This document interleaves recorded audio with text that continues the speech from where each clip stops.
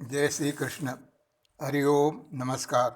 श्रीमद् भागवत कथामृत श्रवण मालिका में यदुवंशियों को के संहार की पृष्ठभूमि तैयार हो रही है।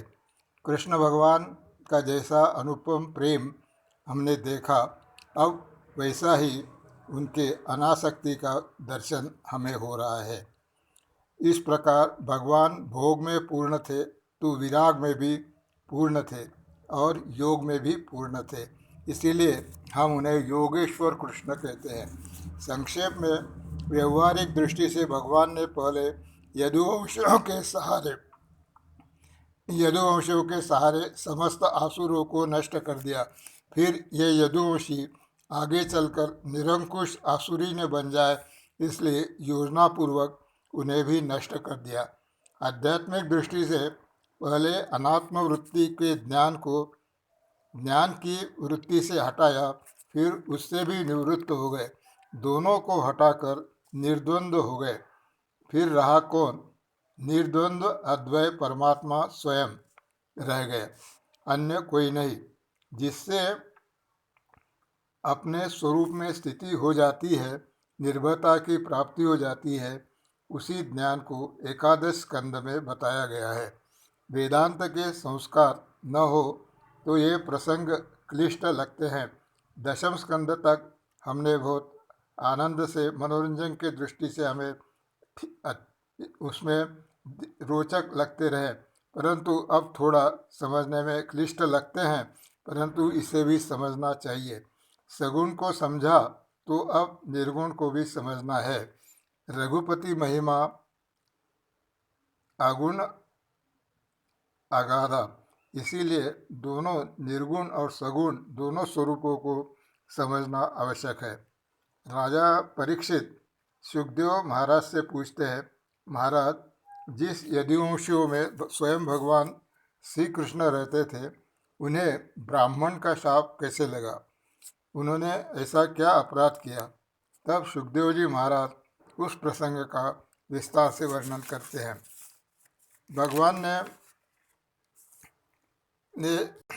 भगवान ने सोचा, सभी ब्राह्मण ऋषियों को निवास द्वारका के पास रहे तो उनके सत्संग से सब कार्य ठीक होते रहेंगे।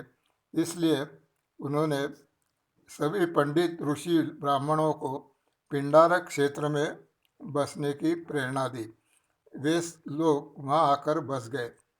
एक दिन यदुवंश के छोटे बालक कुमार खेलते खेलते ऋषियों के निकट पहुँच गए। फिर पता नहीं कैसे उनके मन में ऋषियों के साथ कुचेष्टा करने की बात आ गई। तब उन्होंने कृष्ण भगवान के पुत्र सांब को, जो दिखने में सुंदर था, उसे स्त्री वेश धारण करवा दिया, और वह भी गर्भवती स्त्री का। फिर वे सब बालक उन ऋषि मुनियों के पास पहुँचे और बनावटी विनय के साथ कहने लगे, भगवान, यह नवयुवती गर्भवती है, उसे पुत्र होगा कि पुत्री? ऐसा पूछने में उसे संकोच हो रहा है, इसलिए हम इसे आपके पास लाए हैं, आप कृपया बताइए। लेकिन ऋषियों तो त्रिकालदर्शी है, वे सब बात को समझ गए और बच्चों की इस कुचेष्टा से क्रोधित होकर शाप दे दिया और बोले कि इसके गर्भ में न पुत्र है न पुत्री है, एक लोहे का मुसल पैदा होगा और वह तुम्हारे समस्त कुल को नष्ट कर डालेगा। इस प्रकार से शाप देकर सब बच्चे वहाँ से भाग गए और घबराकर अपने घर लौट आए। जब उन्होंने उस सांब के स्त्री वेश को हटाया तो उसमें सचमुच एक मुसल निकल आया, क्योंकि ऋषियों का श्राप हमेशा सिद्ध ही होता है। अब घर जाकर उन्होंने राजा उग्रसेन को सब बता दिया, लेकिन भगवान श्री कृष्ण को नहीं। उग्रसेन ने भी भगवान को नहीं बताया। उन्होंने बच्चों से कहा कि इसका चूरा चूरा कर डालो और समुद्र में फेंक दो। बच्चों ने वैसा ही कर दिया। अब ये सब संकल्प तो भगवान का ही था, उनको उनसे कौन बात छिपी रह सकती है। वह चूरा समुद्र के किनारे आया और घास के रूप में उग आया। उसमें का एक टुकड़ा एक मछली ने निगल लिया और उस मछली को एक मछुआरा ने पकड़ा और उसमें से निकला जो लोहे का टुकड़ा था वो लोहार को दे दिया।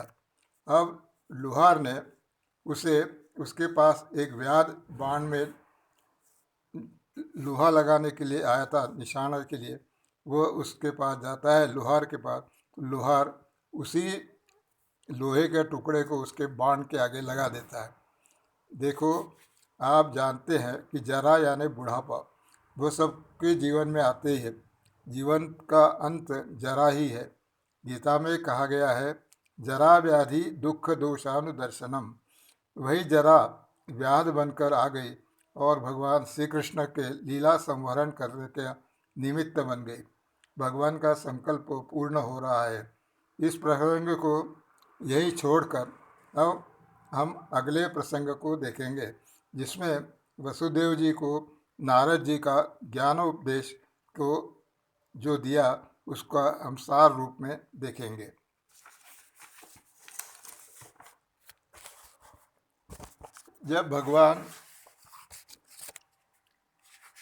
जब नारद जी वसुदेव जी से मिलने के लिए घर जाते हैं, तब वसुदेव जी उनका स्वागत सत्कार करते हैं और उनसे बड़े प्यार से मिलते हैं। अब यदि वे भगवान को सिर्फ बेटा बेटा कहते रह जाएंगे तो बात अधूरी रह जाती है, उसमें पूर्णता नहीं आती है। अतः अब इन्हें भगवान के स्वरूप का, भगवत तत्व का ज्ञान प्राप्त होना चाहिए। अब उसका समय आ गया है, इसीलिए नारद जी उनके घर आ जाते हैं। नारद जी कहते हैं, भगवान आप जैसे भगवान में भगवत प्रेमी जन हमारे घर में प्रवेश करे, यह हमारे ऊपर बड़ी कृपा है। रवि, मेरे मन में बहुत बार ज्ञान प्राप्ति की इच्छा होती है, सत्य को जानने की जिज्ञासा होती है। सभी लोग श्री कृष्ण को परमात्मा कहते हैं, लेकिन जब भी मैं उनसे ज्ञान की बात पूछने लगता हूँ तो वे मेरे पैर छूकर कहते हैं, आप तो मेरे पिता है। फिर वे मुझसे ही सीखने की बात करने लग जाते हैं। अतः उनसे तो मैं ज्ञान प्राप्त नहीं कर सकता। इतना नहीं, मेरे मन में भी यह मेरा बेटा है ऐसा भाव आता ही रहता है।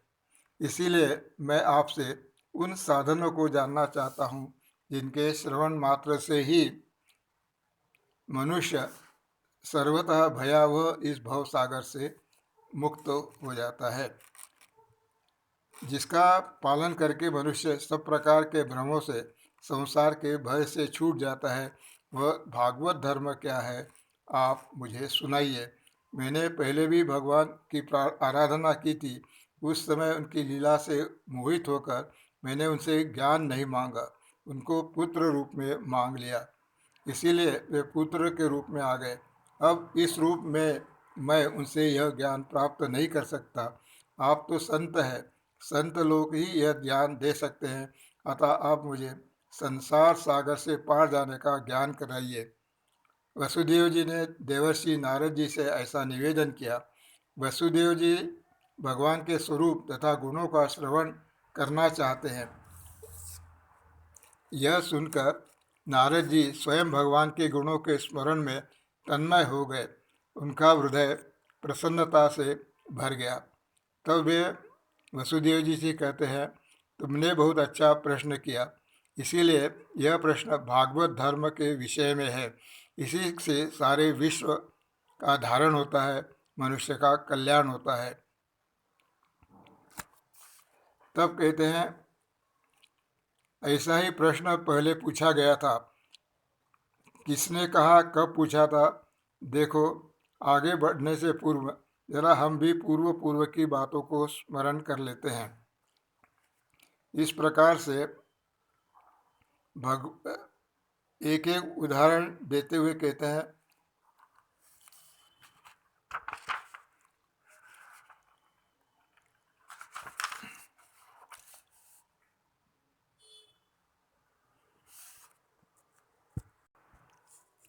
अब 9 योगियों का प्रसंग आता है। वो बड़ा विस्तृत है, उसे आज हम नहीं ले सकते, इसलिए आज हम यही विराम देंगे। कल ये 9 योगियों का जो प्रसंग नारद जी कहते हैं उसको श्रवण करेंगे। हरि ओम, नमस्कार नमस्कार।